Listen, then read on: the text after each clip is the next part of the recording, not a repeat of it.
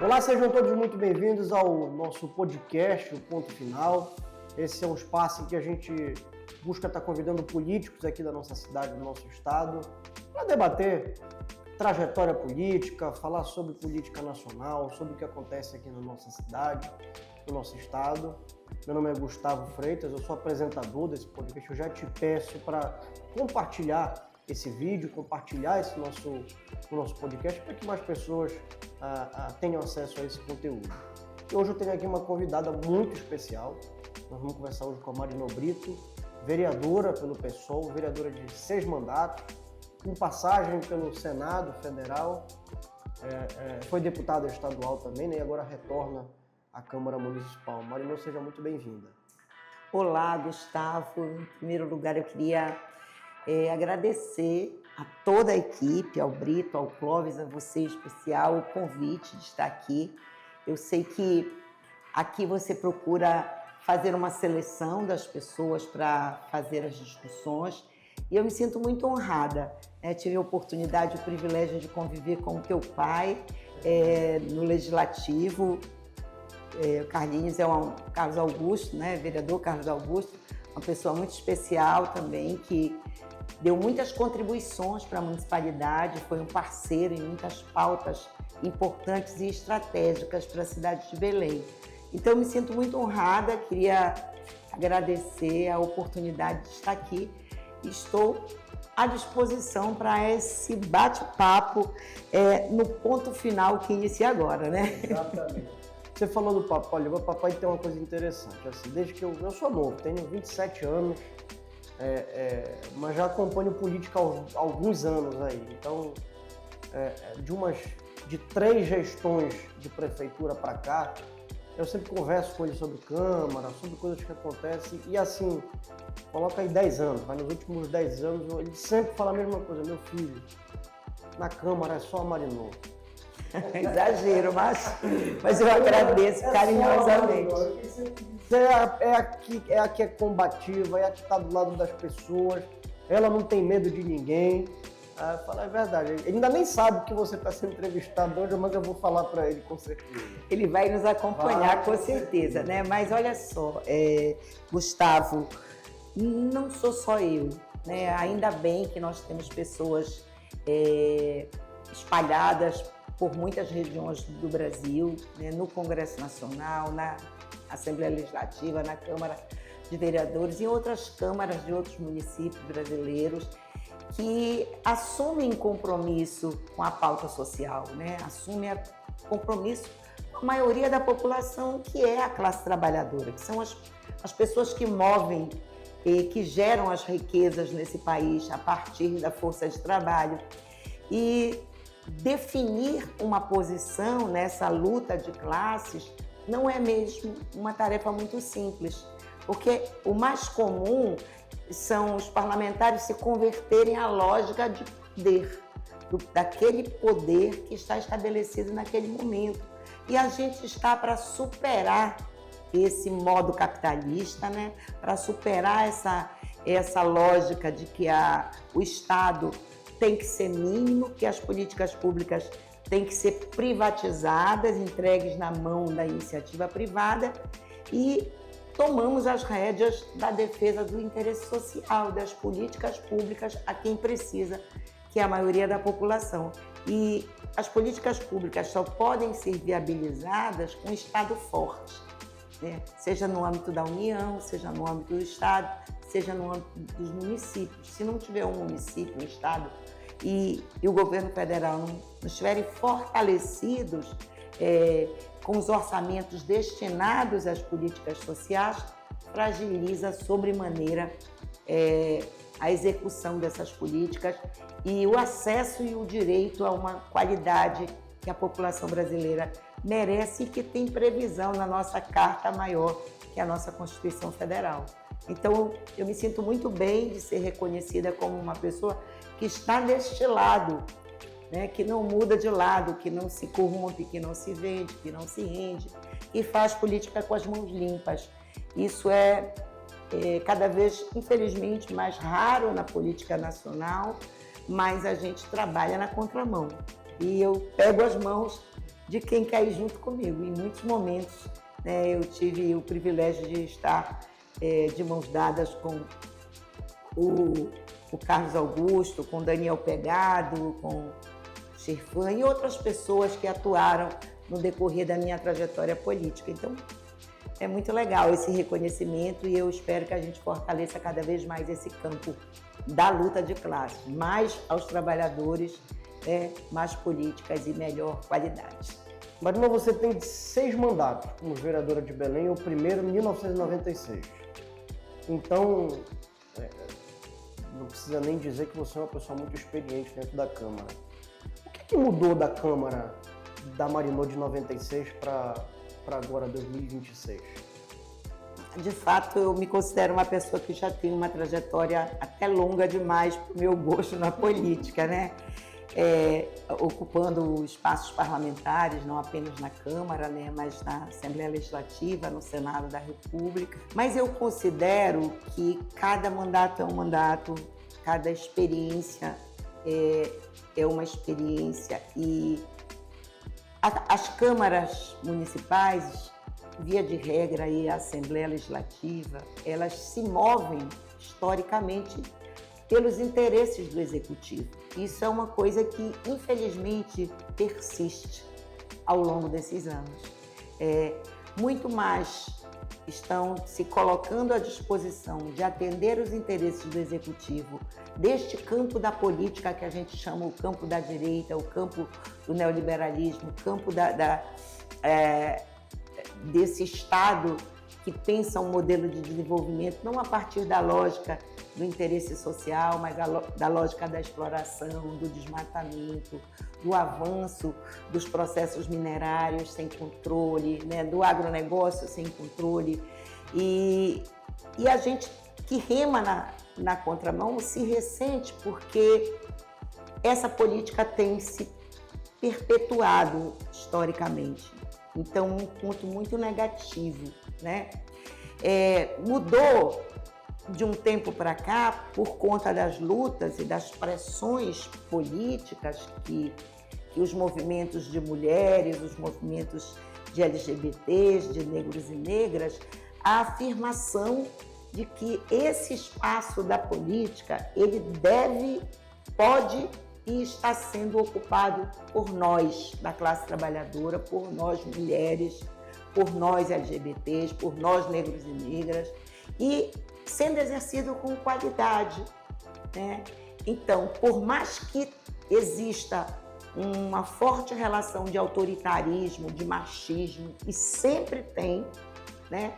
A gente tem mais possibilidades de combater, porque nós estamos mais fortalecidas pela lógica que se estabeleceu ao longo dos anos, de que o Estado brasileiro não pode mais conviver passivamente com a violência contra as mulheres, não pode mais conviver passivamente com a violência institucional, né? Que estar neste espaço da política, das decisões, é um direito e ao Estado cabe o dever de preservar esse nosso direito. Então, isso mudou, porque cresceu, ampliou o leque de possibilidades, não considerando numericamente a população brasileira. Era para a gente ter mais de 50% de mulheres ocupando os parlamentos brasileiros, porque mais de 50% da população são ocupadas por mulheres, né? Isso ainda não é uma realidade, está longe de ser.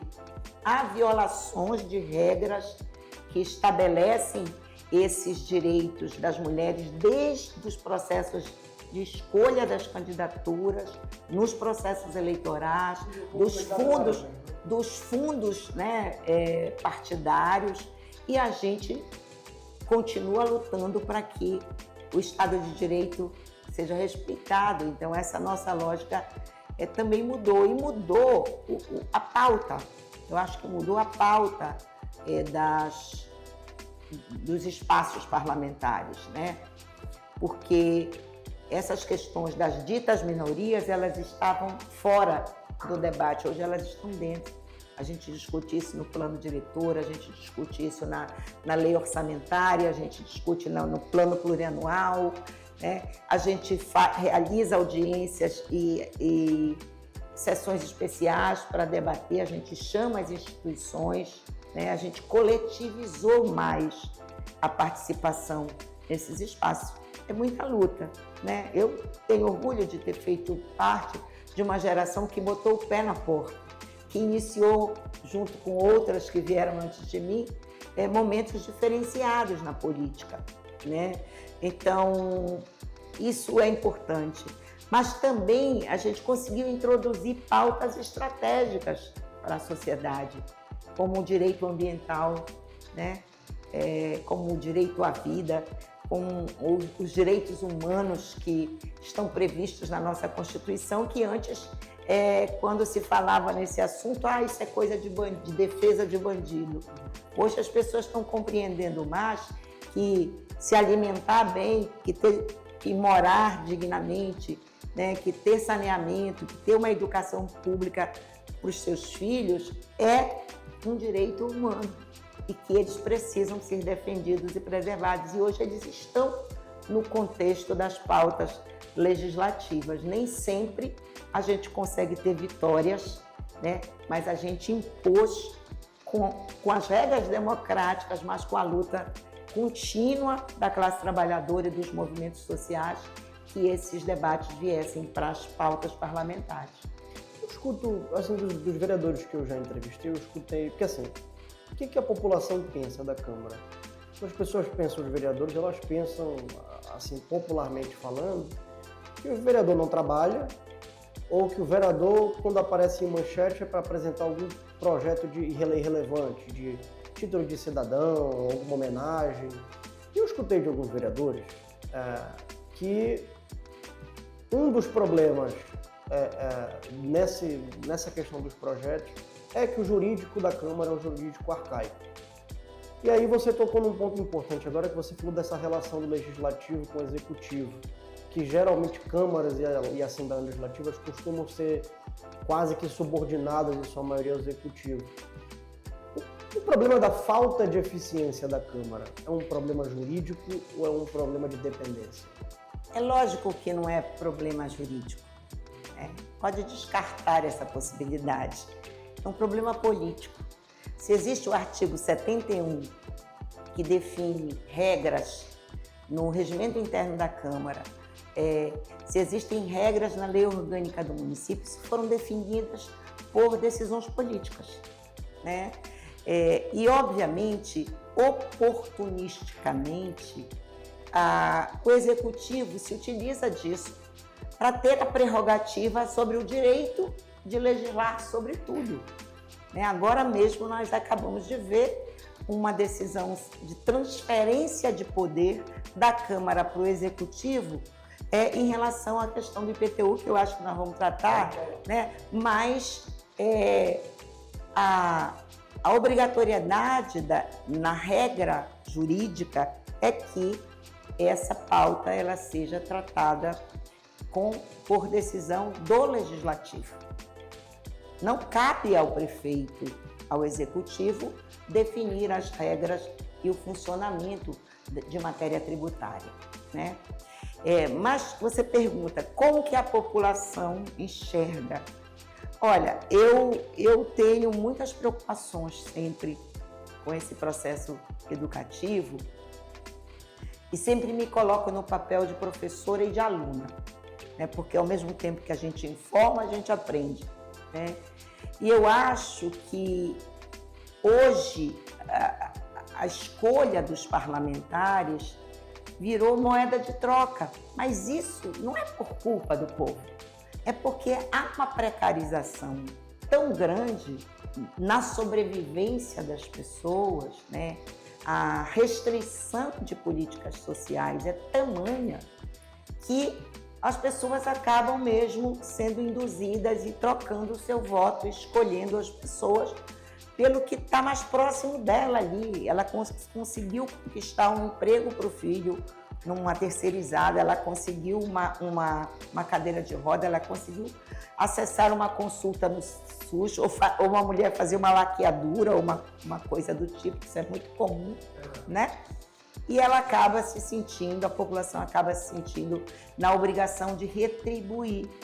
Ela não sabe, não é uma regra que todos os eleitores saibam, que essas políticas são um dever do Estado, que o vereador é um mediador, que o papel dele não é aplicar a política, e sim propor a política, e sim fiscalizar a política, a aplicação da política. Então, com isso, fragiliza muito a qualidade do parlamento, né? E as regras acabam funcionando à luz dos interesses do executivo, que tem uma maioria, né, de vereadores e consegue fazer com que o vereador assine um parecer, seja na Comissão de Constituição e Justiça, seja na Comissão de Economia, seja na Comissão de Cultura ou de qualquer outra, sem sequer ler o parecer. Porque tem uma orientação para que aquele parecer que veio trazido de fora, que ele seja aprovado e que ele tramite no tempo necessário que o pedido da votação do projeto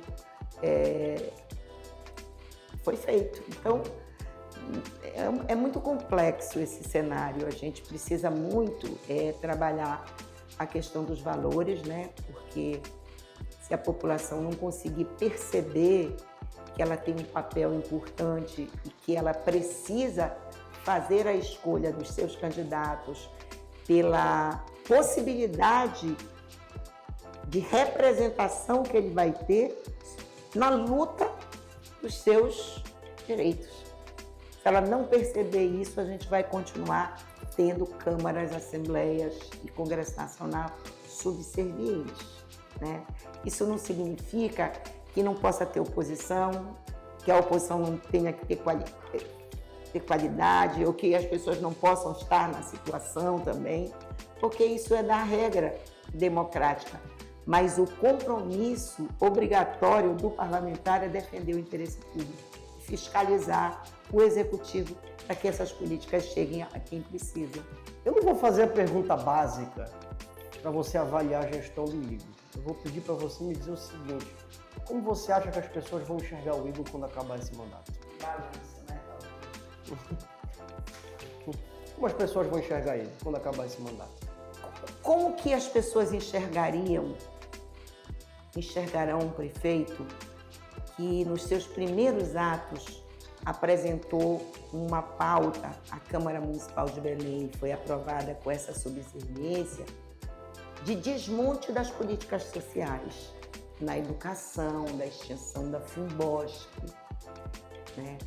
Apresentou uma pauta que extinguiu o programa Bora Belém, que é um programa de transferência de renda a uma população vulnerável socialmente.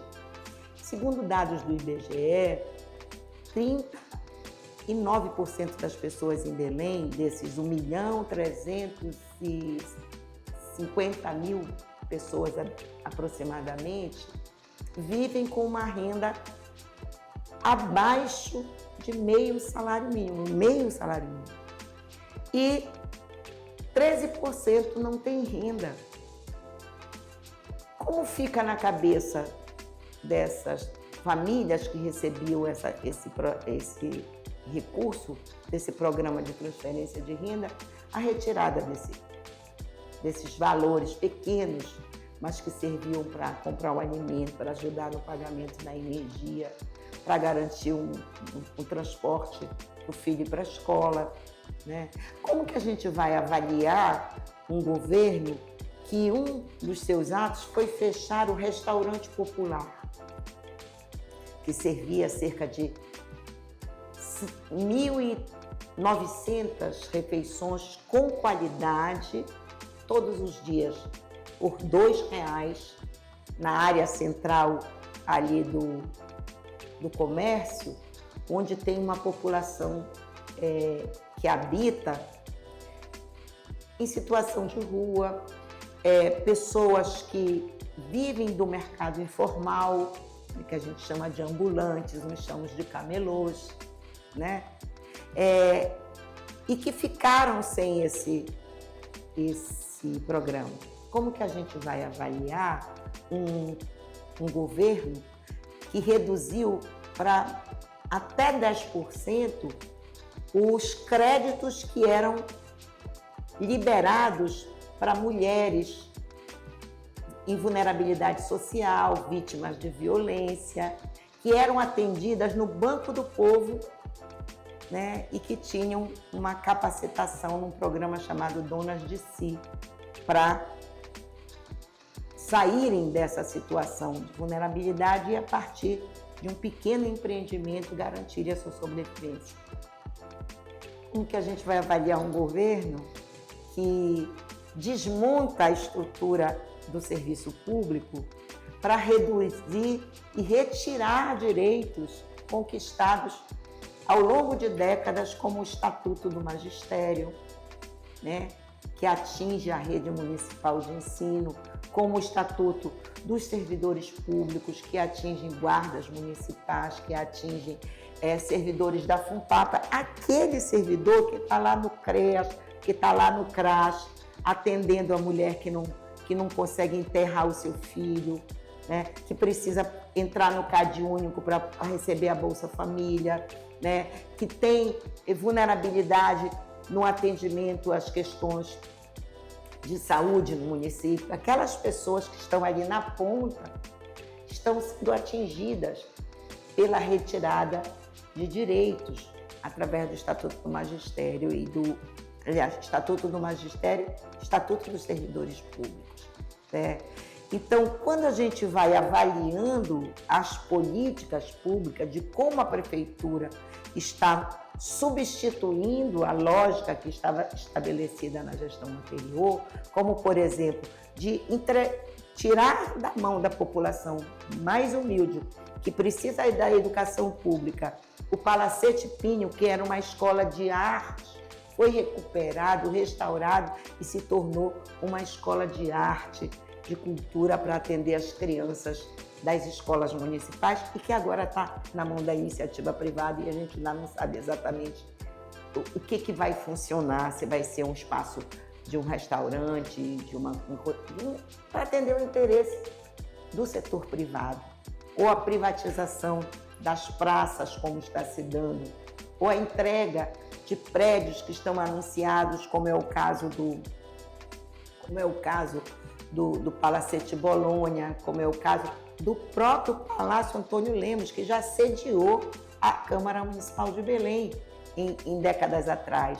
Como a população vai entender que programas estruturais que têm por finalidade enfrentar o problema histórico de saneamento, que o governo do estado não enfrentou nesses quase 2 mandatos já do governador Helder, né, que é a obrigação do estado, ele preferiu privatizar a Cosampa do que colocar esse serviço para garantir saneamento e água de qualidade para a população, quando os programas foram paralisados, como a obra do Canal do São Joaquim, o projeto que estava em andamento da Bacia do Una, né?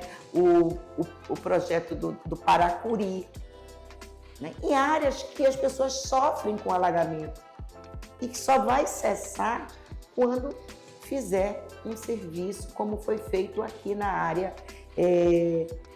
do Portal da Amazônia, né? A partir do governo do Edmilson, quando ele retomou o projeto da Bacia da Estrada Nova, que envolve cerca de 7 bairros, né?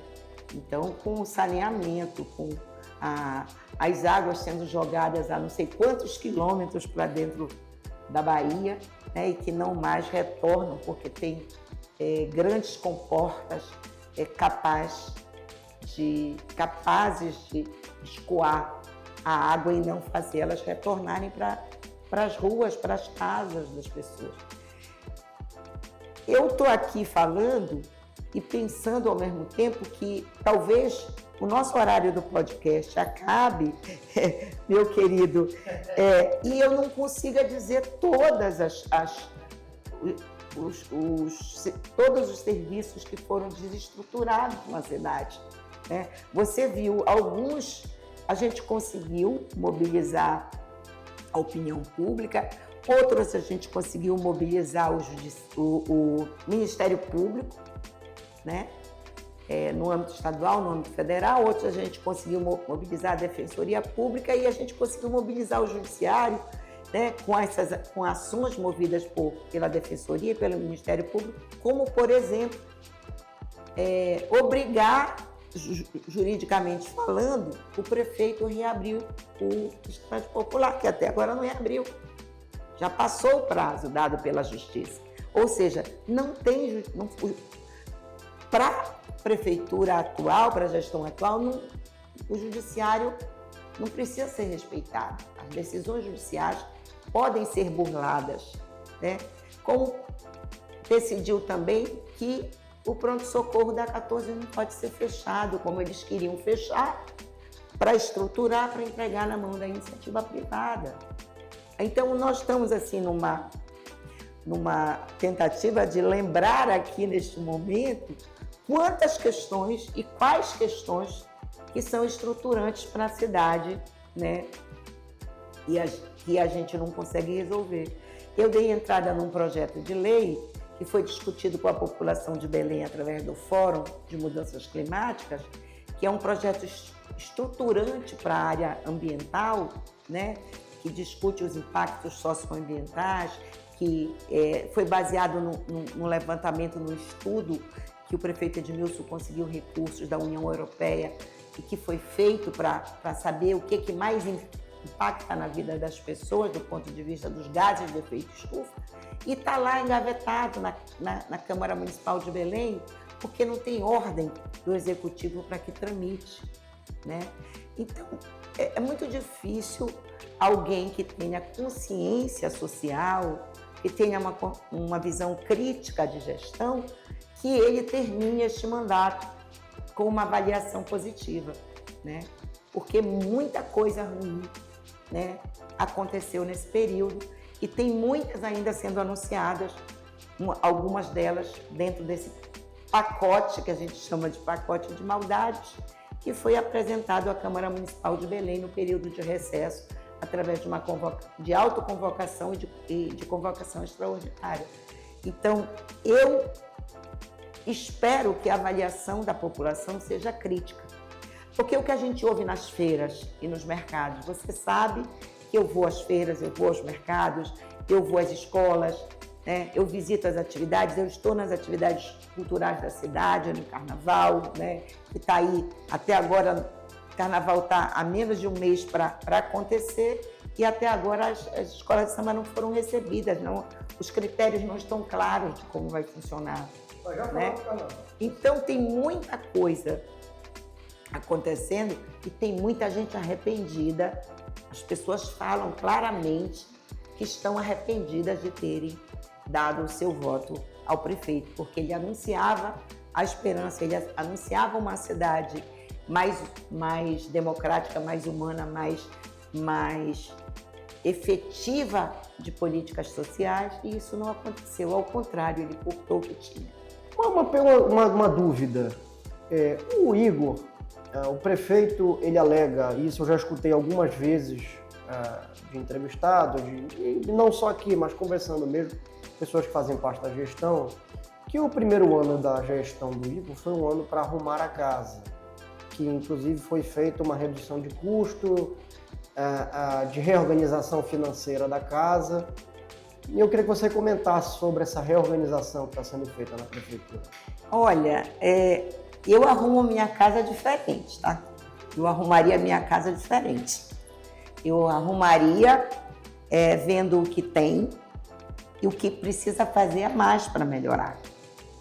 Eu não arrumaria minha casa retirando o que tem, desestruturando as políticas, né? Se ele chama isso de arrumar a casa, eu estou apavorada com o que vem o ano que vem. Porque se arrumando a casa ele já cortou todos esses programas, imagina o que vai vir a partir do ano que vem. Né? Então é muito preocupante e é conveniente também, porque há uma flexibilização na lei orçamentária do uso do dinheiro. Né? Olha, ele não sabe direito o que ele quer. Quando ele propôs a reforma administrativa, ele extinguiu a Funbel. Ao invés de criar uma nova secretaria, ele extinguiu a Funbel e fundiu na Secretaria de Turismo. Agora, ele já voltou atrás. Ele já apresentou um projeto. No projeto do pacote, ele criou a Secretaria de Cultura. Então, que diacho é isso? Ele não sabe se ele vai limpar a sala, a cozinha, o pátio ou o quintal? Cada hora ele tem uma orientação. Ele vetou um projeto de um vereador que criava regras para que a educação não negasse matrícula a pessoas PCDs, autistas, etc. Ele vetou isso. Foi muito polêmico, porque vereadores da base reclamaram. Aí depois ele orienta a bancada para derrubar o veto dele. Então, são coisas que não têm conexão. É alguém que não sabe o que está fazendo. É alguém que está ali para quanto pior, melhor. Para a população, claro. Né? E para atender os interesses, porque agora, com essa movimentação, com a criação de uma nova secretaria, que eu acho importante, eu criaria uma Secretaria de Cultura, porque eu acho que a cultura é uma política importantíssima, que ela é transversal às demais políticas, à vida das pessoas.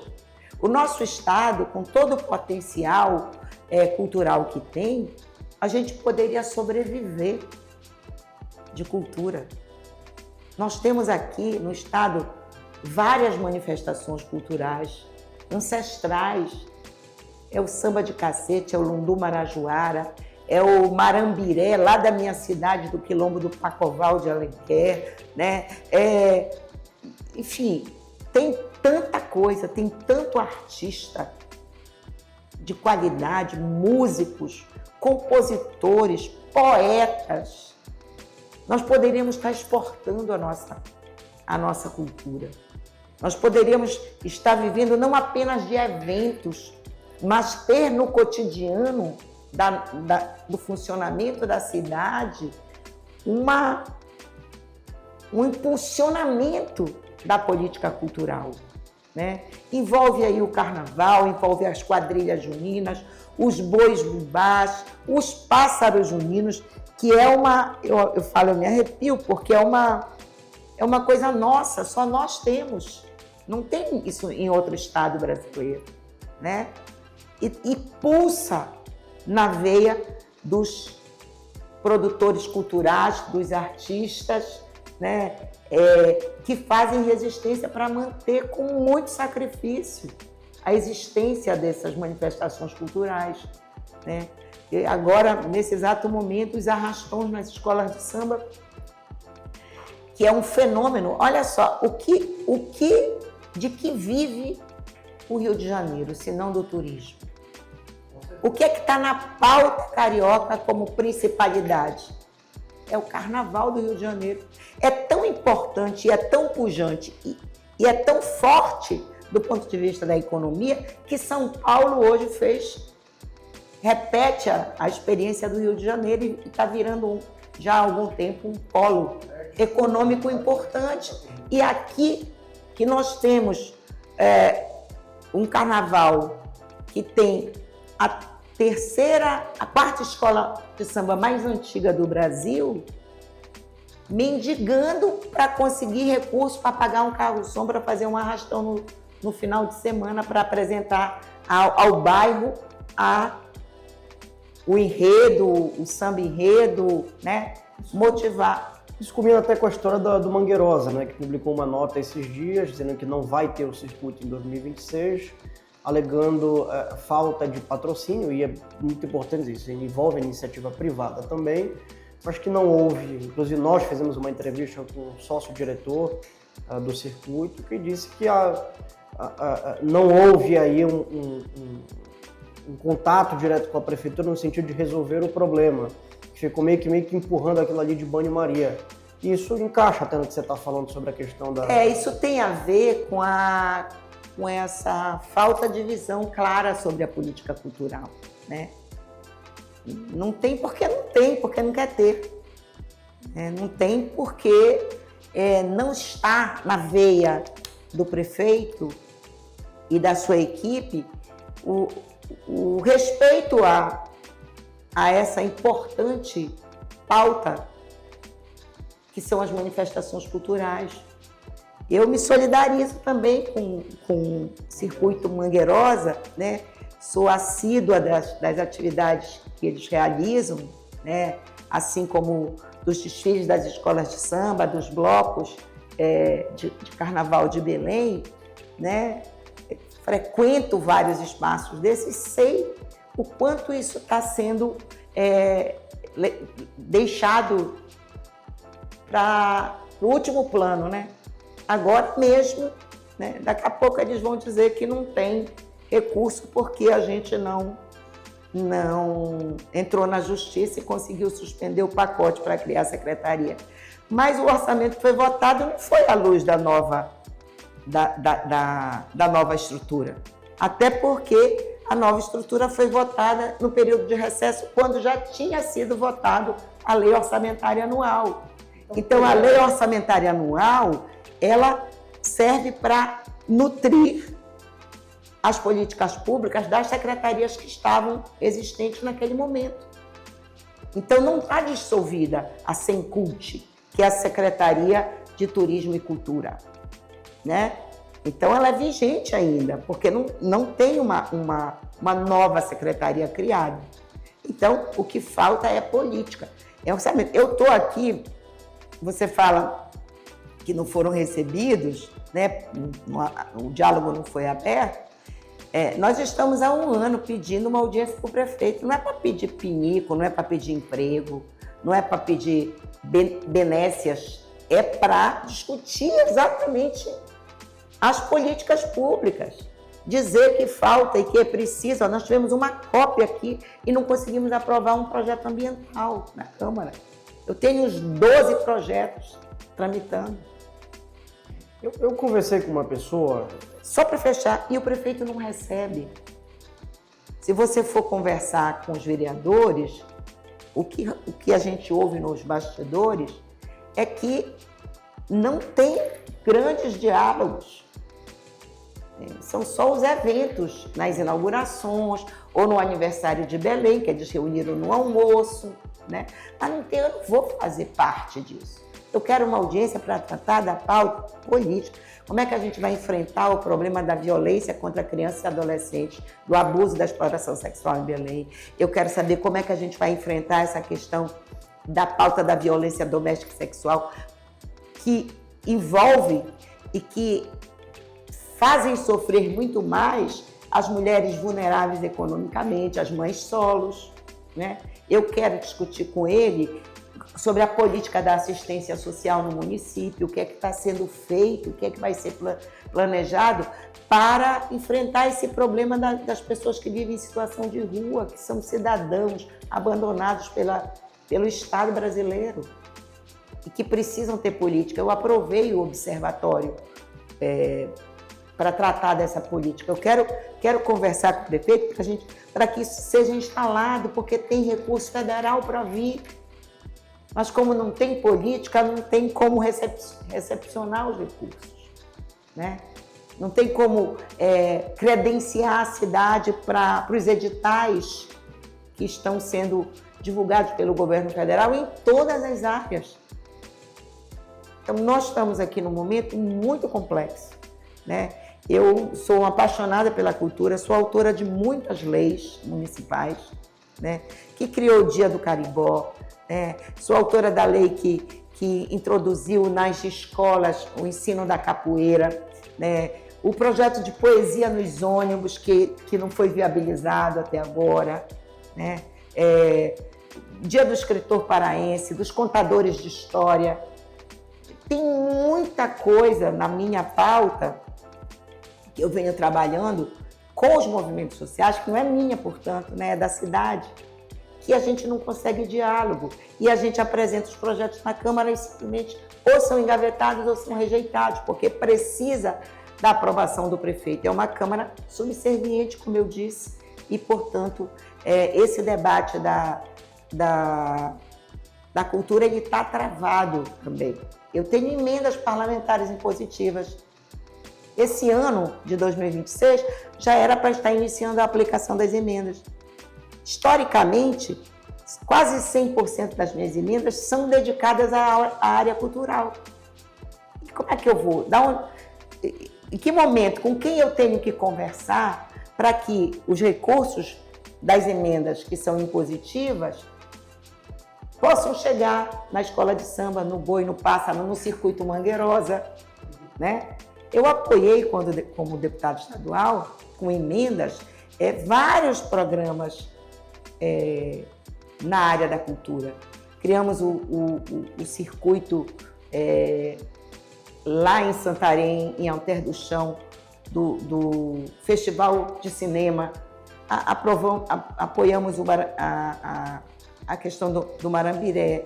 Em Altamira, nós trabalhamos o festival de música, né? Lá no Nordeste do Pará, a gente apoiou atividades relacionadas também à área cultural. Todos esses festivais do Marajó, do nosso querido, já falecido mestre Damasceno, né? Um grupo coordenado pelo Guto, pelo Alix, a gente fez emenda para aprovar o Festival de Cultura do Marajó. Então, eu estou querendo colocar o recurso, eu quero colocar o recurso que está previsto por lei, o percentual que me cabe, na área cultural, e eu não tenho acesso ao diálogo com o prefeito para que ele se viabilize. Porque a hora que ele autorizar, esse recurso chega na Sencult e vai ser aplicado. E eu posso destinar tranquilamente para o Mangueirosa, como eu destinei, tornei patrimônio cultural imaterial recentemente o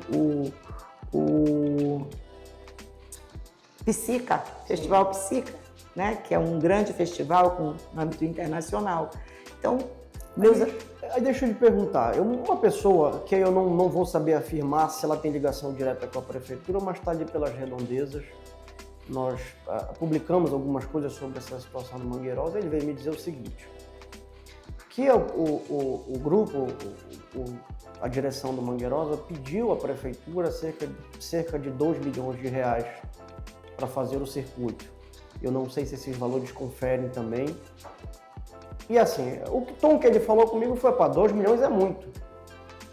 E aí eu quero saber, esses 2 milhões é muito, porque você tem experiência de gestão, por ter feito parte da gestão passada. Esses 2 milhões é um valor alto para a Prefeitura de Belém? Ou, mais uma vez, a gente entra numa questão de vontade política? Olha, eu preferia mudar a lógica dessa discussão. O que é gasto e o que é investimento? Tá? Gasto é uma coisa que vai acabar, morrer em si. Acabou aquela atividade, acabou, gastou, foi embora o dinheiro. Investimento significa gerar renda, gerar emprego, gerar oportunidades para o mercado informal, sobretudo, que sobrevive, ou mesmo dos empreendedores que trabalham nos circuitos, né? E que tem seus empregados, que tem suas cozinheiras, e que tem seus garçons, e que tem seus, né, os seus funcionários ali. Para mim, cultura não é gasto.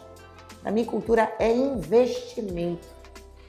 Sobretudo porque valoriza, porque dialoga com a subjetividade da população, do indivíduo que mora em Belém. Olha, eu não acho que é muito 2 milhões quando se trata de organizar a infraestrutura. Acho que não é, porque tem toda uma coisa de arquibancada, tem banheiro químico, tem, né, tem o funcionamento, né, dos serviços públicos que precisam auxiliar, como guarda municipal, e que tem combustível. Então, não é uma coisa só para um fim, né? É para uma complexidade, né, de atividades que, embora eu não tenha como te dizer agora, por falta mesmo de conhecimento, se esse valor, aqui exatamente ele está correspondendo, porque eu não tive acesso ao projeto técnico, né? E, obviamente, a prefeitura deve ter recebido o projeto técnico para poder avaliar a possibilidade de, na cabeça da prefeitura, provavelmente de gastar, mas na nossa cabeça o investimento precisa ser feito, porque isso vira um patrimônio, né, do povo de Belém, porque no ano seguinte vem turista, no outro ano vem, e quem sabe a gente sai dessa lógica e tira da informalidade, aumenta o empreendedorismo na cidade, entendeu? Porque isso é um empreendimento com um arcabouço da fortaleza que é a cultura na nossa região. Bora falar de mais uma polêmica agora de início de ano. 4 casarões foram localizados ali na Cena do Lemos com a Dom Romualdo de Seixas, foram demolidos. E aí você se pronunciou nas suas redes sociais, você disse que nem no último dia do ano o povo tem paz. E aí depois soltaram a informação de que o destombamento, na verdade, foi autorizado pelo ex-prefeito Edmilson. E aí ficou aquela briga de narrativa. A gestão atual diz que isso não foi coisa deles, e o Edmilson tentou, de alguma forma, explicar o que era esse destombamento. Não pegou mal pro Edmilson essa história? Eu acho que pega mal para o prefeito da cidade, né, o atual prefeito, porque, independente de estar destombado ou não, nenhuma demolição pode ser feita sem autorização do executivo. Nenhuma demolição pode ser feita sem que a Secretaria de Urbanismo, responsável pela autorização e pela fiscalização, tenha responsabilidade. Então, destombado ou não, né, porque eu não conheço a pauta técnica do destombamento, né, e nem tive tempo porque eu estava cuidando de outras matérias, né, mas tentei ajudar a interceptar quando eu fiquei sabendo que estava sendo demolido. Eu entrei em contato com o Ministério Público, eu falei com o procurador-chefe do Ministério Público, eu consegui falar com o promotor de justiça responsável por esse tema, né? E eles conseguiram ainda tentar, através da DEMAPA, né? Mandar uma equipe para lá, né? Que ainda apreendeu o caminhão, ainda apreendeu as pessoas. Eu não consegui acompanhar toda essa questão, mas cabe à prefeitura. Nós não podemos tratar Por que foi autorizado esse destombamento da gestão? Não, ele não foi. Mas eu acabei de te dizer, eu não conheço as questões técnicas relacionadas ao destombamento, né? Mas isso não implica no tombamento, na demolição. Uma coisa não tem nada a ver com a outra. Essa questão de narrativa, como dizer, é a luz do oportunismo. Eu não fiz o meu trabalho, eu fiquei sabendo que o imóvel estava sendo demolido, não fui lá fiscalizar, não fui lá impedir. E aí é melhor jogar a responsabilidade no prefeito anterior, que é a lógica que está movendo essa gestão. Agora mesmo nós tratamos desse assunto. É o ano de arrumar a casa, porque estava desarrumada, deixada pelo prefeito anterior, né? Eles não dizem, por exemplo, do papel estratégico que a prefeitura na gestão do Edmilson teve, por exemplo, na recuperação dos prédios históricos que está dando orgulho em todo mundo, como o mercado de São Brás, que hoje virou uma pérola da arquitetura e mudou a paisagem turística com o empreendimento que tem lá dentro, né? Com mais de 300 vagas de garagem, né, que foram construídas. Um prédio que estava caído, que estava entregue na mão da iniciativa privada, que o prefeito recuperou para o poder público municipal. Eles não falam da recuperação do Palácio Antônio Lemos, do Palacete Pinho, das bibliotecas que foram restauradas, do quanto a obra do Ver o Peso avançou. Só foi concluída agora recente, mas avançou na gestão. Então, é muito difícil atribuir ao Edmilson, porque não cai a carapuça, entendeu? Um descompromisso com essa questão do patrimônio cultural, arquitetônico e imaterial também de Belém, porque ele sempre foi uma pessoa que trabalhou arduamente na construção de possibilidades de preservação do nosso patrimônio, né? Então, eu espero, e assim, mercado de São Brás é como se tivesse tido um dedo dessa gestão. Não teve. Mercado de Ver o Peso foi concluído, mas estava tudo pago, tinha recurso, estava quase concluído. A estratégia de organização estava feita. Como você diz, é um tema que, para polemizar, né? Para polemizar o descompromisso da prefeitura, né? Porque eu lembro, em alguns momentos aí, nessa caminhada do Edmilson, que eu estive com ele em lugares para tentar impedir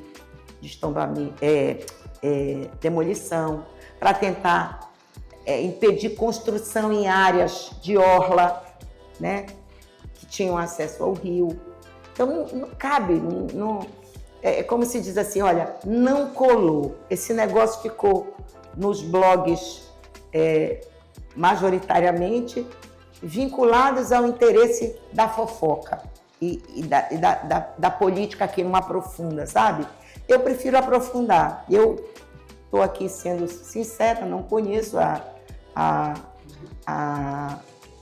como foi estruturado tecnicamente esse destombamento, mas, independente disso, não tem como fazer o juízo de valor, considerando a história do Edmilson e o compromisso que ele tem com essa pauta da preservação do nosso patrimônio material e imaterial de Belém e arquitetônico.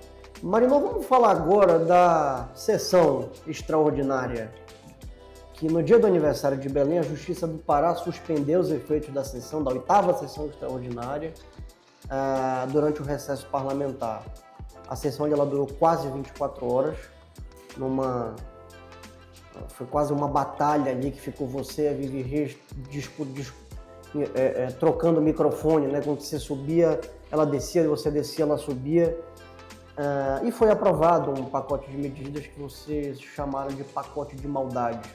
O que é que a população precisa saber hoje, estamos aqui em janeiro de 2026, o que ela precisa saber sobre esse pacote de maldades e em que pé está a situação? Se você acha também que essa sessão suspensa, ela vai continuar assim ou se vão conseguir derrubar essa decisão? Olha, eu acho assim, a gente precisa dividir esse assunto em 2 pontos. Um deles são as ilegalidades do devido processo legal, o descumprimento das normas para a votação, né? E o outro são os conteúdos dos projetos, né? O que nós questionamos na Justiça foi, neste momento, não foi o mérito, nós questionamos o processo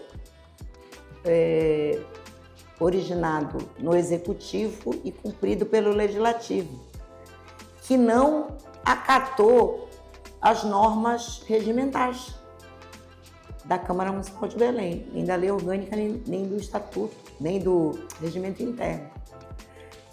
projetos chegaram num pacote, um pedido de votação em regime de urgência.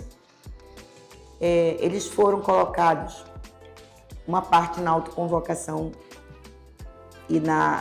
a autoconvocação foi para votar a LOA e, em seguida, a convocação extraordinária em menos de 24 horas, de 48 horas, que é o período mínimo obrigatório para votar matérias com caráter de urgência, que são matérias relacionadas a catástrofes, a graves problemas climáticos, a uma situação de emergência na cidade, né?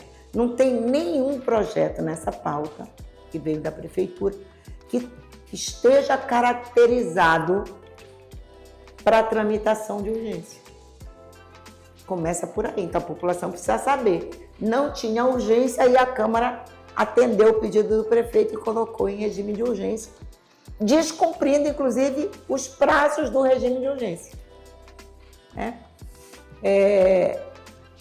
Imagina 15, 13 projetos chegarem na véspera da votação para que os vereadores analisem o conteúdo deles, projetos relacionados à matéria tributária, projetos relacionados à desestruturação de leis, como o Estatuto do Magistério, o Estatuto do Servidor Público, projetos relacionados à criação de secretarias, dentre outros. Em que tempo você consegue analisar esses projetos para poder se manifestar sobre ele? Eu fui eleita, tenho orgulho de dizer que eu fui a vereadora mais votada da esquerda.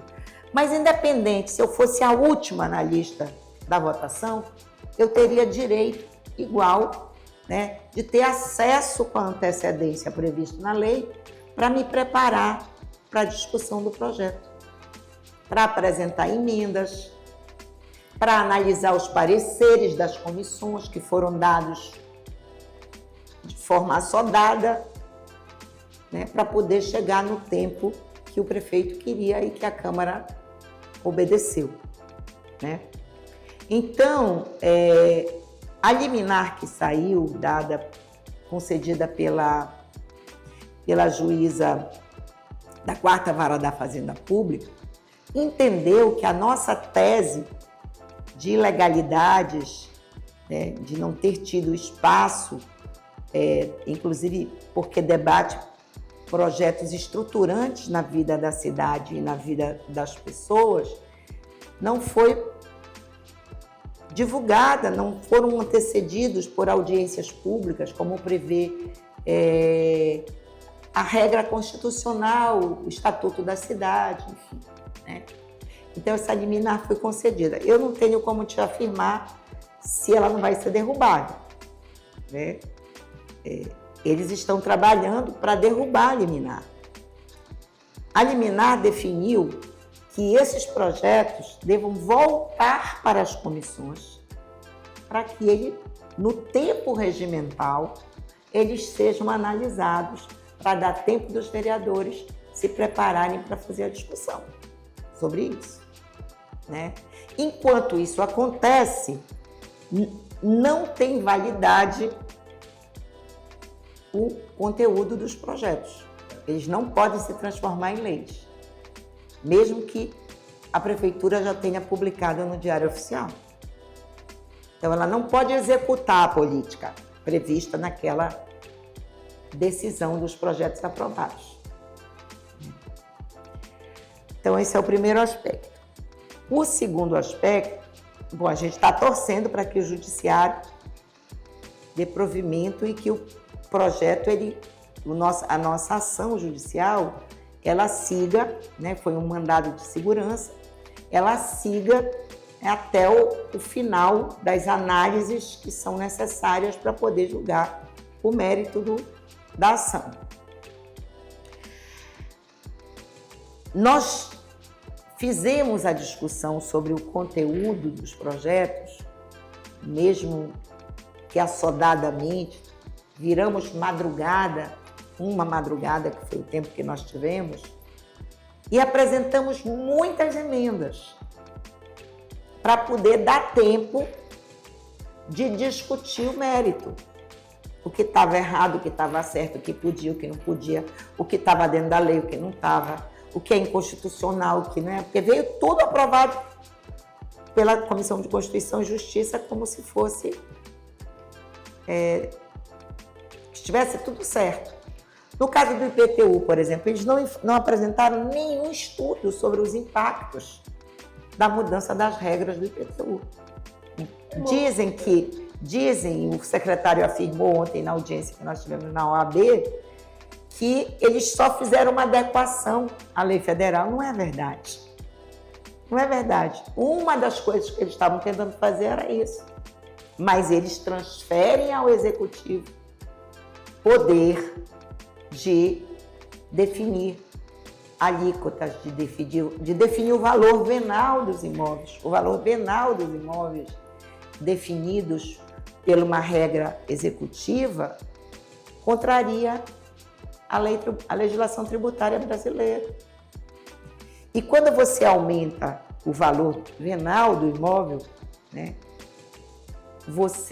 e coloca esse valor à luz do mercado, do valor de mercado, você não tem como garantir um direito constitucional ao dono do imóvel ou a quem aluga o imóvel sobre a previsibilidade do quanto ele vai precisar ter para pagar o IPTU no próximo momento.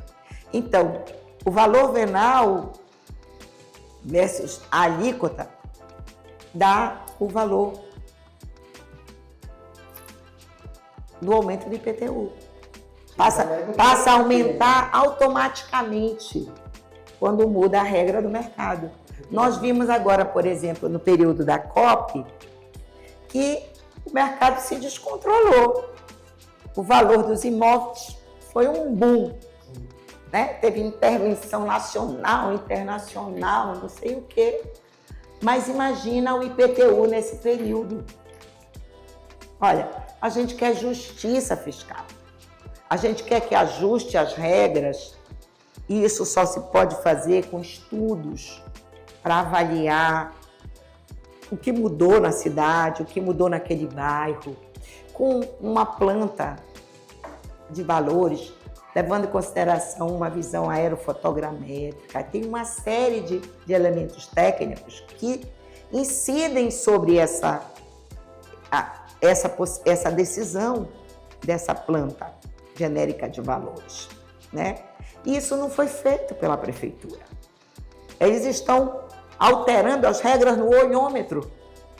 Porque ali na DOCA melhorou a infraestrutura e tem imóvel que o secretário deu um dado que 50% das pessoas em Belém são inadimplentes. Acho que foi isso, inadimplentes, né? Que não sei quantos por cento não pagam, que não apresentou nenhum estudo sobre isso, não informou o legislativo sobre essas questões que ele sabe. Eu disse ontem na audiência na OAB que houve uma questão que a gente chama no direito de tentar burlar a informação, que é a má-fé. Então, a prefeitura agiu de má-fé nesse processo, porque ela criou essas regras, né? Não deu tempo para a Câmara analisar. Nós somos representantes da população. Se nós não tivermos acesso, imagina a população. Hoje, ninguém sabe, eu falei isso também na audiência da OAB, quanto vai pagar de IPTU o ano que vem. Ninguém sabe, não tem previsibilidade. Então, isso gera uma instabilidade jurídica também. Porque tu vais questionar se aquele aumento ele é justo ou ele não é justo, ele cumpriu ou não cumpriu as regras, que regras? Nós não podemos tratar. Nós não podemos tratar a população de baixa renda do mesmo jeito que a população com poder aquisitivo maior, porque tem um problema sério. Nem todo mundo pode pagar. Isso precisa ser considerado porque a Constituição diz isso, né? O IPTU tem que ser progressivo. Quem paga mais, quem ganha mais, paga mais. Quem ganha menos, paga menos. E quem não ganha, não paga. Essa é a regra. O presidente Lula acabou de aprovar uma nova regra na pauta tributária relacionada ao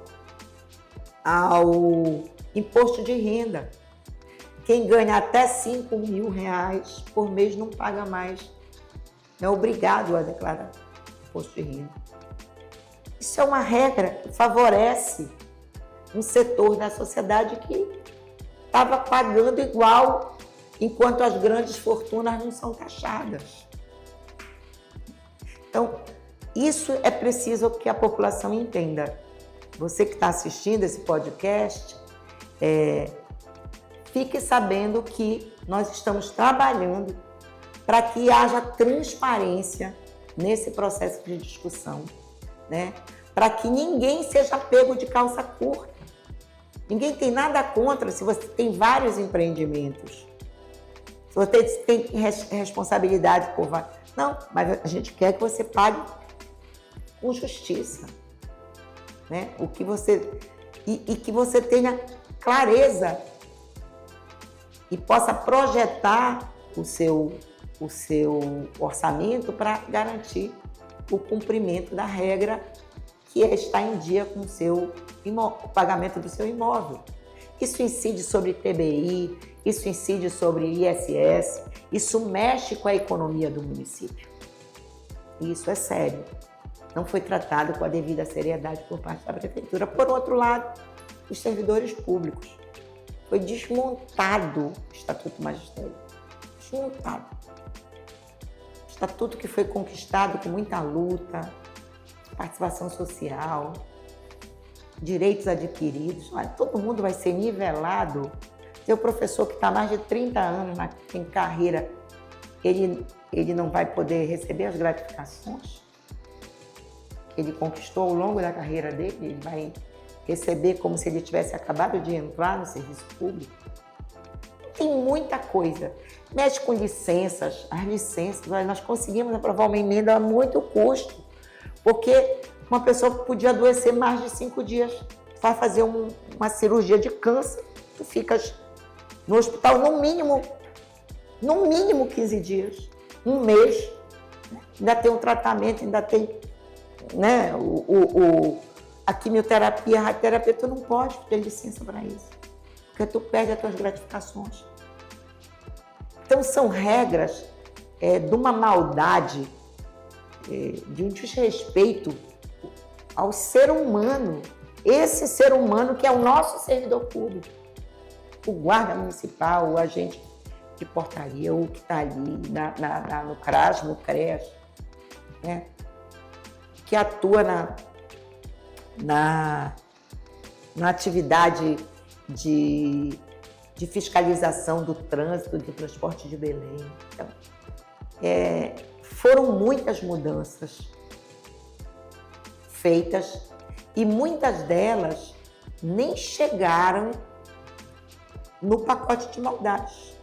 Elas foram introduzidas no dia da votação, através de emendas mandadas pela prefeitura que alguns vereadores se submeteram a assinar e protocolar para serem aprovadas. Sem analisar, sem parecer, sem nada. Todas as regras, praticamente, do IPTU foram feitas assim. Eles fizeram um texto novo, pior do que o que veio, com emendas apresentadas, páginas de emendas. Foi muito complexo e E é bom que a gente esteja aqui, neste ponto final, né, iniciando uma reflexão sobre temas tão polêmicos e que contrastam com a democracia, contrastam com a transparência, contrastam com a ética pública, né? E que a gente precisa ganhar aliados, né, para ajudar a não gerar tanto prejuízo na economia do município, na vida das pessoas. Ontem caiu um pouquinho a máscara. Nós queremos taxar os mais ricos da cidade, os que moram em imóveis que são... Mesmo essas pessoas não podem ser tratadas fora de uma regra clara, né? Imagina, morar em Nazaré, morar no Marizal, que é um bairro supervalorizado. Mesmo essas pessoas, elas têm que saber, têm que ter previsibilidade, elas têm que se programar. Elas não podem ser pegas de calça curta e de uma hora para outra ter que alterar o gasto, né, com os impostos. Enfim, eu estou muito cansada também, né, porque a gente passou esse período de recesso nos bastidores do judiciário, no diálogo com a OAB, no diálogo com as instituições. Mas talvez por isso que as pessoas dizem: Marina, você é incansável. Não, eu sou humana, né? Eu estou aqui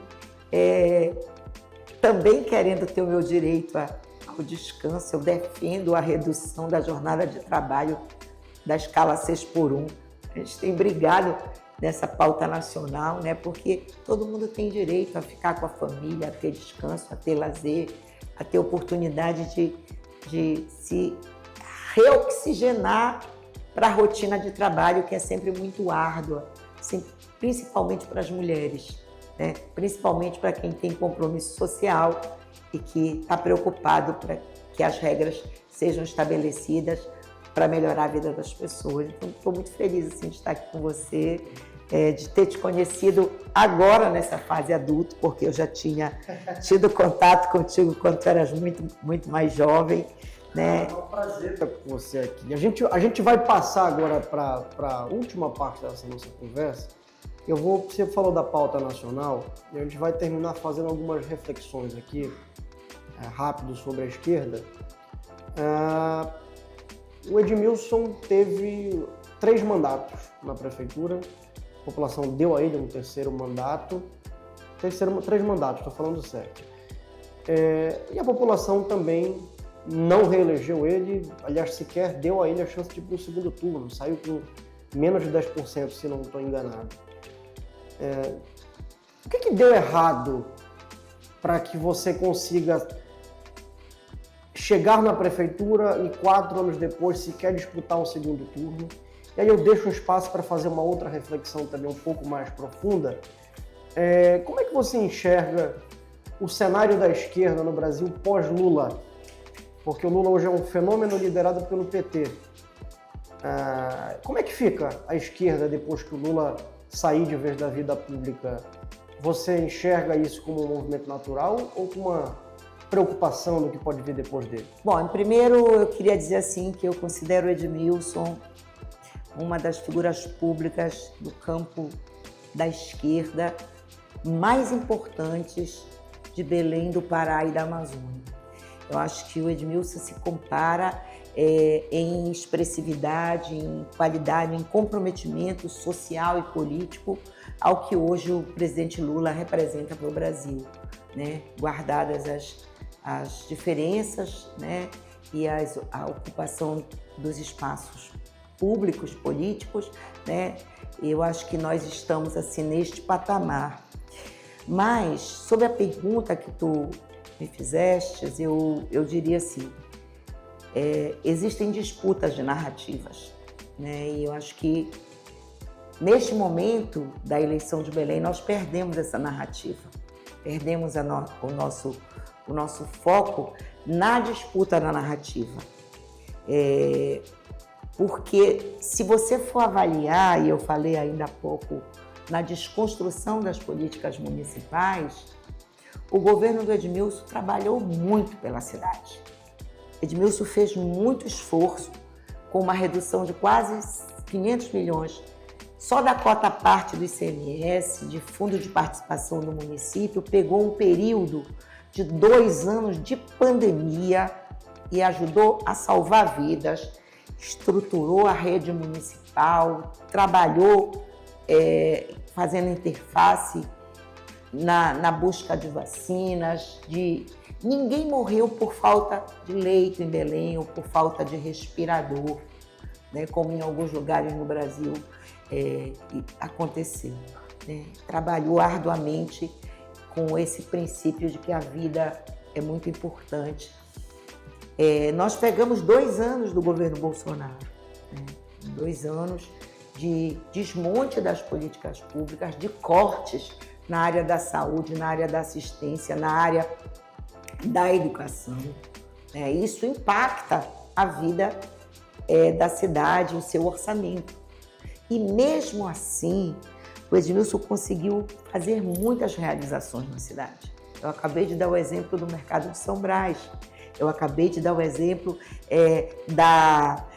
do Palacete Pinho, da reforma e do investimento numa escola de música para atender a rede municipal, mas também sob o comando da nossa secretária municipal, Araceli Lemos, nós conseguimos reformar quase 70 e poucas escolas em Belém, incluindo a Escola das Ilhas, fazer escolas novas, como aqui na Ilha Grande, aqui na frente de Belém, ao lado do complexo do Cumbu, né?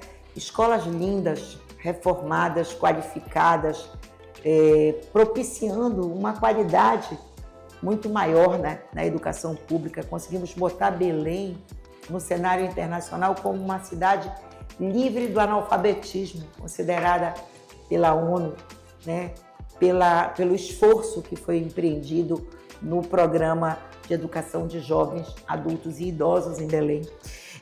Nós implementamos política do Bora Belém para atender uma população de baixa renda ou sem renda. Donas de Si, um programa que também foi desmontado pela prefeitura. Nós atingimos um patamar importantíssimo na criação do sistema de bibliotecas públicas, né? Estabelecemos como meta na cidade enfrentar o problema dos alagamentos com a macrodrenagem da bacia da Estrada Nova, que foi concluída na gestão do prefeito Edmilson Rodrigues, e aliado a isso, a política de habitação. As pessoas em Belém que ficaram, desde a época do prefeito Dulcimar, sem ter onde morar ou vivendo do aluguel, passaram a ter o seu espaço para morar. Nós implementamos, junto com o governo federal, já na gestão do governo Lula, a criação de inúmeros condomínios habitacionais, alguns já inaugurados até pelo presidente Lula, já agora, na gestão atual, deixados pelo governo Edmilson. Investimos massivamente no projeto de combate aos alagamentos, como eu disse, com a macrodrenagem da bacia da Estrada Nova, mas implementamos políticas, negociamos com o BIRD, com o BNDES, com organismos internacionais, o enfrentamento para tratar a macrodrenagem da bacia do Paracuri, do canal de São Joaquim, da bacia da Estrada do Una, né? Foram muitas as ações geradas na Prefeitura de Belém.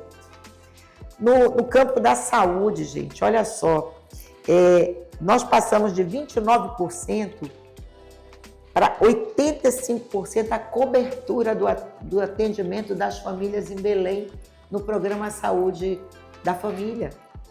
Isso é uma coisa extraordinária do ponto de vista da prevenção da doença, né? da política de saúde básica e necessária. E uma parte desse recurso, grande parte desse recurso, com o governo a partir de recursos próprios da Prefeitura de Belém. Né? Criamos o programa de atendimento digital de saúde, que o prefeito Igor também desmontou agora recentemente, né? Então, são muitas as realizações. Olha, o que é a obra do Mercado de São Brás, o que é esse empreendimento, o Ver o Peso, né? Então, foram muitas coisas realizadas na cidade para melhorar e qualificar e dar dignidade à vida das pessoas, né? Não apenas na periferia, mas no centro também, com a manutenção e reestruturação de praças, de criar sistemas de atendimento de internet em várias áreas da cidade, cobertura, inclusive nas ilhas de Belém, no transporte. Devolvemos a possibilidade do direito de ir e vir das crianças no atendimento das áreas insulares de Belém, das ilhas, das escolas das ilhas. E as pessoas não tiveram essa percepção. Eu falei que tem uma disputa de narrativa. Nós tivemos uma dificuldade, porque o Edmilson interceptou o desejo do governador do estado. Ele queria que nós, do PSOL, nos submetêssemos ao apoio à sua candidatura à reeleição ao governo do estado, e nós não nos submetemos. Nós não somos um projeto que segue interesses que não são os interesses da classe trabalhadora, do programa de governo que nós defendemos, né? Não, teve apoio, e teve apoio de muita gente, né? Ninguém chega a uma eleição e ninguém cospe no prato que comeu. Nós não somos esse tipo de pessoas que não agradecemos os apoios recebidos. E todos os grupos políticos foram beneficiados na gestão, tiveram possibilidade de atuar junto. Agora, uma coisa é atuar junto, é ter uma secretaria, é estar comandando alguma área da política. Outra coisa é você virar um projeto subserviente, e nós não vamos fazer isso. Nós não vamos fazer isso. O pessoal teve candidatura, como vai ter agora a candidatura a governadora. A nossa ex-secretária de Educação, Araceli Leme, vai ser lançada candidata a governadora do estado. Nós não somos obrigados a seguir os passos do Helder, ou os passos do MDB, ou os passos de quem está envolvido na política que está sendo desenvolvida no estado, até porque nós temos muitas críticas ao governo federal, ao Lula, que é um aliado histórico nosso. Nós temos diferenças e nós apontamos essas diferenças. E nós nos posicionamos sobre essas diferenças. Isso é o que prega a democracia. Nós não vamos nos submeter à lógica de quem manda, de quem está no poder, define o funcionamento e as regras de quem está na política. A democracia prevê a criação e a autonomia dos partidos políticos, e nós vamos continuar defendendo essa autonomia. Isso não agradou o governo. A maioria dos partidos se submeteu, não teve candidatura oponente, e nós tivemos candidatura, né? Então, essa discussão é pequena diante dos desafios que nós temos nesse estado. Esse imenso país que se chama Pará, como dizia o nosso poeta maior, Rui Paranatinga Bará, são um estado rico que vive com contradições absurdas, com crianças sendo violadas no seu direito sexual, com gente ainda passando fome, com quase 50% da população no estado do Pará sem direito à água potável, nessa imensidão de água doce que dá inveja para o mundo que tem aqui na nossa região. Então, nós vivemos com essa contradição de ter as mineradoras explorando os nossos recursos minerários, de ter exploração do recurso hídrico, né? E termos uma das mais altas tarifas de energia do Brasil. Não é assim? Nós temos 2 hidrelétricas aqui no nosso estado. Então, nós fazemos oposição a esse modelo de desenvolvimento. E fazemos de forma responsável, de forma crítica, de forma respeitosa, porque a gente quer que as diferenças sejam respeitadas. Assim que a gente se coloca nas nossas candidaturas, é assim que a gente se coloca na gestão. Tivemos muitas parcerias na prefeitura com o governo do estado, mas de um momento para o outro em razão dessas diferenças estarem colocadas, foram cortados recursos, por exemplo, de um programa exitoso, que foi o Programa de Regularização Fundiária da Prefeitura de Belém, que foi feito em parceria com o Governo do Estado. Assim como foi cortado os recursos do Governo do Estado no Bora Belém. Então, isso é retaliação? Quem paga o pato é o povo pelas diferenças estarem colocadas? Não deveria ser assim. Não deveria ser assim. A gente quer tratar essa questão com a diplomacia necessária para que as relações de poder se estabeleçam. Né? Ninguém é eterno no poder. Nós já passamos por governos autoritários, por regimes autoritários no país, aqui no Pará também. Nós superamos o hegemonismo do período do Gueiros, nós superamos o hegemonismo do período do Barbalho Pai, nós superamos o hegemonismo do período do Almir Gabriel, do Simão Jatene, e a gente vai superar esse hegemonismo do governo do Estado. A gente queria ter avançado mais no processo de discussão democrática. Por que o pessoal não consegue atingir votações expressivas quando vai para um cargo executivo, de governador, de presidente também? O que falta? Não, olha só, nós nos colocamos sempre preferindo defender o programa. Independente de votação. Independente de votação.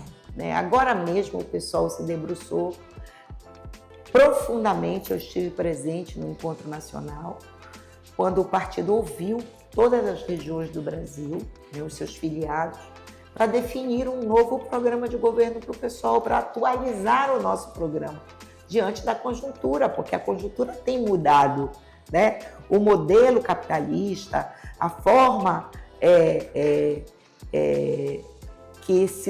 que tem se sobreposto sobre o resto do mundo do poder estadunidense, né? As guerras, os impactos ambientais que o mundo está sofrendo, né? Essa injustiça climática, tudo isso nos obriga a refletir e a tratar de atualizar o nosso programa para que a gente consiga superar as dificuldades que essas questões trazem para a humanidade, trazem para o Brasil, trazem para a nossa região.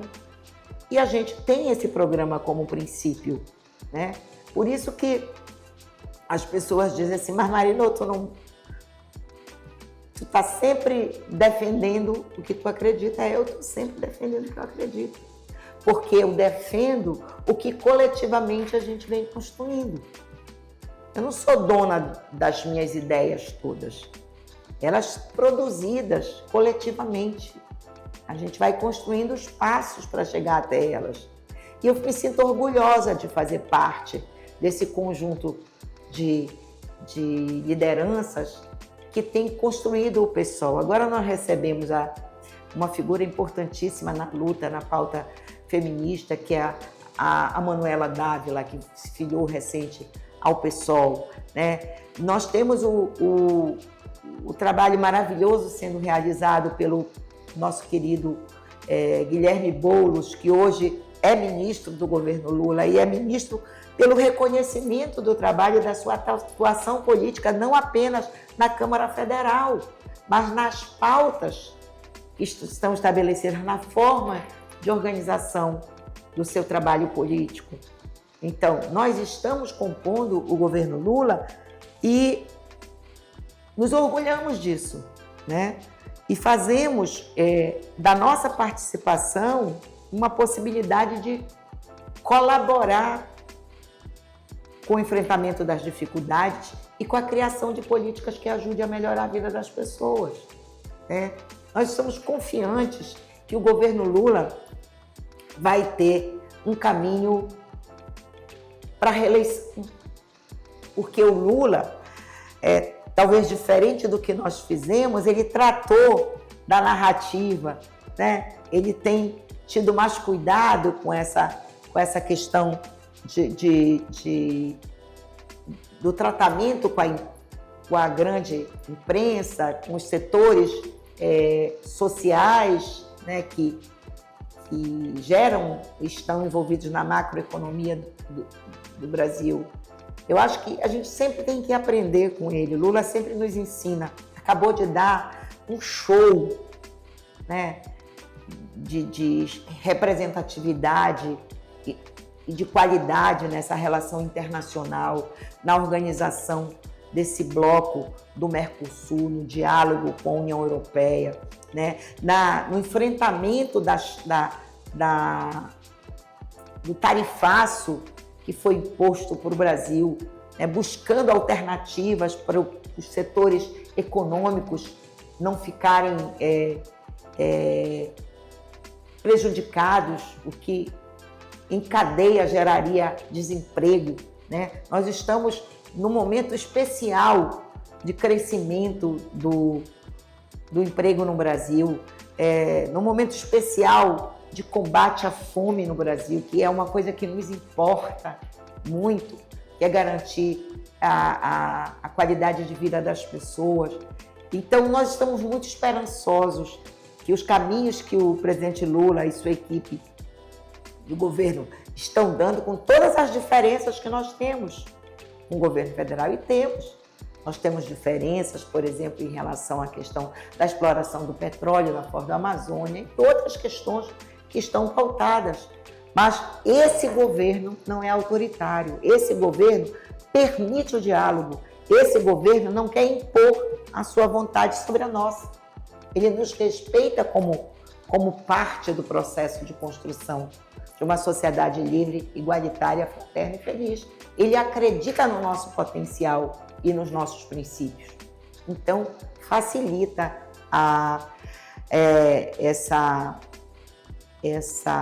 o andamento dessa relação, né? É preciso que haja respeito das partes para que a gente continue caminhando juntos, né? E eu não tenho preocupações porque o Lula não vai sair tão cedo da política, né? Eu não tenho preocupação. Nós temos exemplos de longevidade na política, como a nossa deputada federal Erundina, né?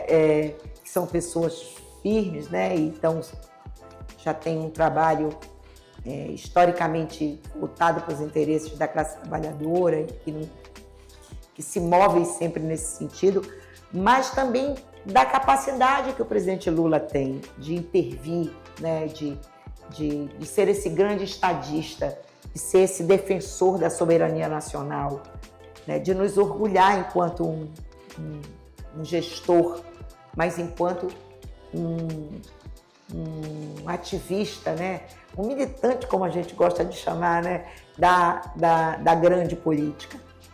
E o Lula vai estar sempre com a gente, né? Mesmo quando ele estava na cadeia, ele estava com a gente. Mesmo quando injustamente ele foi colocado na cadeia, ele estava junto com a gente. Ele nos inspirou, ele nos deu força para lutar e para resistir. Então, eu imagino que esse segundo mandato do Lula vai ser um mandato assim de explosão de coisas boas, sabe?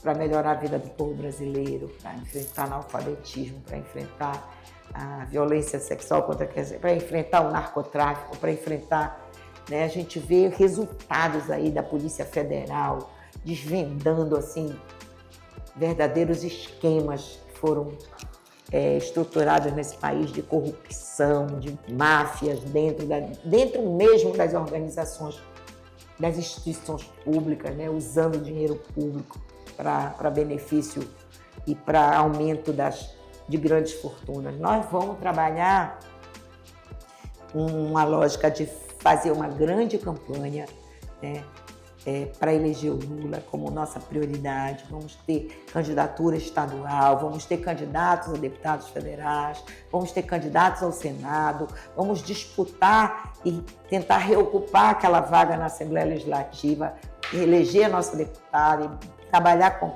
a lógica de buscar mais uma vaga na Assembleia e fortalecer esse campo da política, né?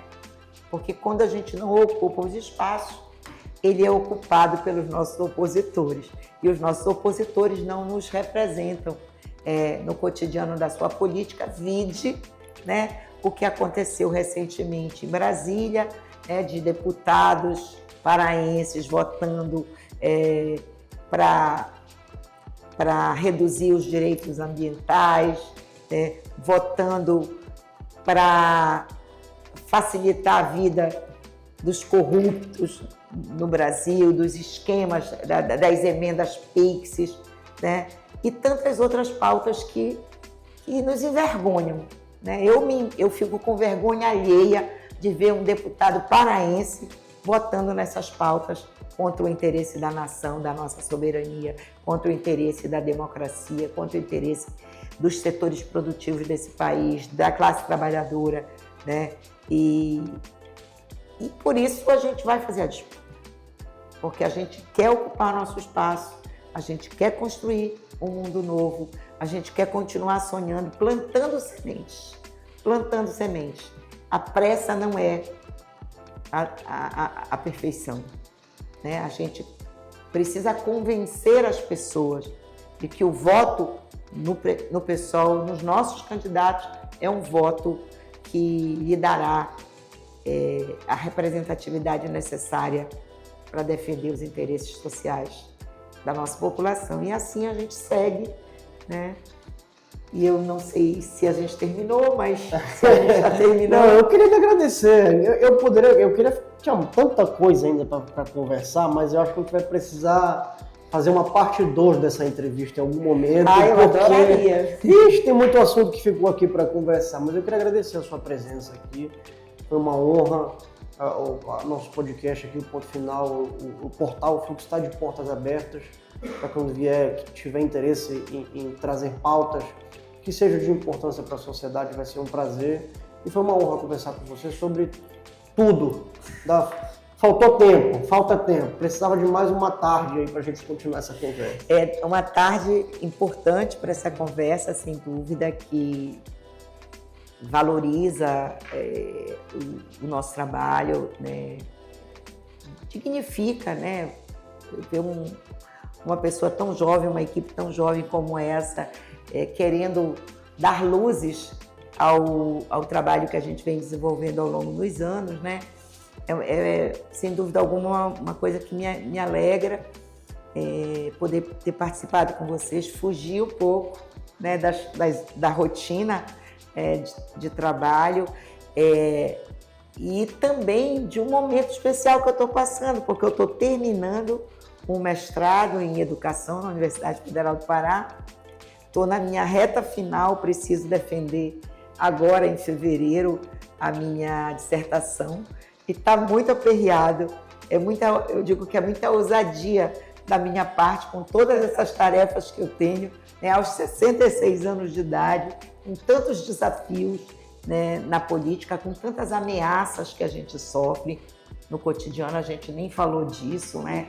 Mas eu tenho sido ameaçada, é ameaça de morte, é tentativa de cercear a nossa voz, é tentativa de nos intimidar, né? A gente reage, a gente não tem medo, né, desses desafios, porque, como diria a minha mãe, né, a gente só se mete quando a gente aguenta a tarefa, né? Então, a política para mim é um alimento, né? Porque cada pessoa que eu consigo ajudar, cada cidadão que eu consigo esclarecer, né? Cada vez que eu consigo aprovar um projeto, valorizar uma atividade, eu fico mais forte, né? E essa fortaleza, às vezes eu acho até que tem alguma coisa no meu DNA que extrapola o humano, porque a minha filha diz assim para mim: mãe, tu és hiperativa. Eu digo: olha, eu não tenho esse diagnóstico fechado, mas se eu puder trabalhar 24 horas, eu trabalho 24 horas. Eu não trabalho 24 horas todos os dias, mas trabalhei na sessão, né? Chegamos a 24 horas ininterruptas, mas eu estou sempre à disposição e super obrigada e sucesso ao Ponto Final, né? Sucesso ao trabalho que vocês realizam aqui. Parabéns. Muito obrigada pelo momento. Feliz Ano Novo. E desejar boa sorte também. Eu sei que você vai ser candidata nas eleições de 2026. Boa sorte para você. Candidata a deputada estadual. Deputada estadual, exatamente. E a você que nos assistiu, não esquece de dar um like na nossa conversa com a Marina Brito e compartilhar esse conteúdo para que ajude a gente a crescer cada vez mais. Esse foi o Ponto Final com a Marina Brito, vereadora do PSOL de 6 mandatos, e agradecer a sua presença conosco. Até a próxima.